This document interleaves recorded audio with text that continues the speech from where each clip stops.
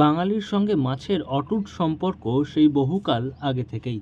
তাই তো বলা হয় মাছে ভাতে বাঙালি। আর তারই প্রকৃত উদাহরণ ধরা পড়ল দুর্গাপুরে। দুর্গাপুরে একদিনের জন্য মাছে ভাতে বাঙালি উৎসবের আয়োজন করা হয়েছিল, যেখানে ছিল মোট 11 কুইন্টাল মাছ। মোট 16 রকমের পদ ছিল এই মাছে ভাতে বাঙালি উৎসবে। আর সেখানেই খাদ্যরসিক মাছ প্রিয় বাঙালির উৎসাহ ছিল চোখে পড়ার মতো। ইলিশ, ভেটকি, পার্শে, মৌরলা সহ বিভিন্ন রকম মাছের পদ দিয়ে জমিয়ে খাওয়া দাওয়া করেছেন দুর্গাপুরের মাছে ভাত প্রিয় বাঙালি মানুষজন। করতে এইগুলো হয় আমাদের।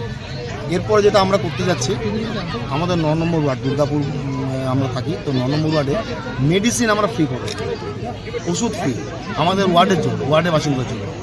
আর নেক্সট প্রোগ্রাম আমরা গরমকালে করতে যাচ্ছি ভালোবাসার ঝালমুড়ি, 10 টাকায় 80 রকম ঝালমুড়ি খাওয়া। তো এটা অন্য কোনো ব্যাপার নয়, মাছ উৎসবটা একটা ভালো লাগার জায়গা। বেশি করে যে আপনারা বেশি করে মাছ খান, ডিম নিশ্চয়ই খাবেন, মাংস নিশ্চয়ই খাবেন, মাছের প্রতি আকৃষ্টটা আরও বেশি।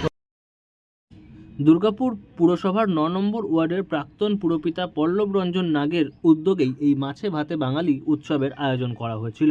এই নিয়ে 3য় বছরের জন্য এই মাছে ভাতে বাঙালি উৎসবের আয়োজন করা হয়েছিল। আর সেখানেই মানুষের ভিড় ছিল চোখে পড়ার মতো। 100 টাকা ছিল প্রবেশ মূল্য।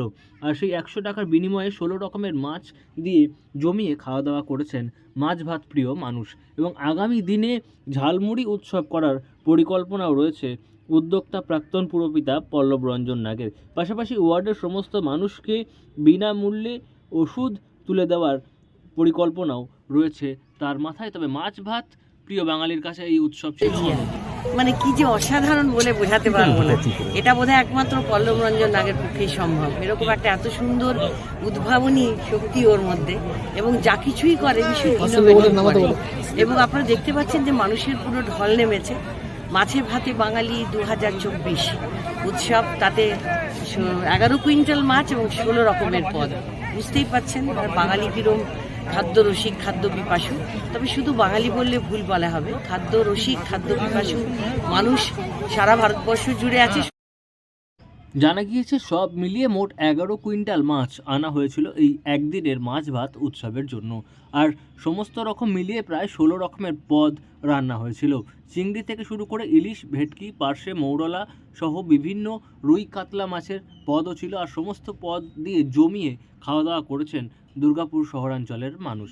দুর্গাপুর থেকে নয়ন ঘোষের রিপোর্ট, লোকাল 18 বাংলা।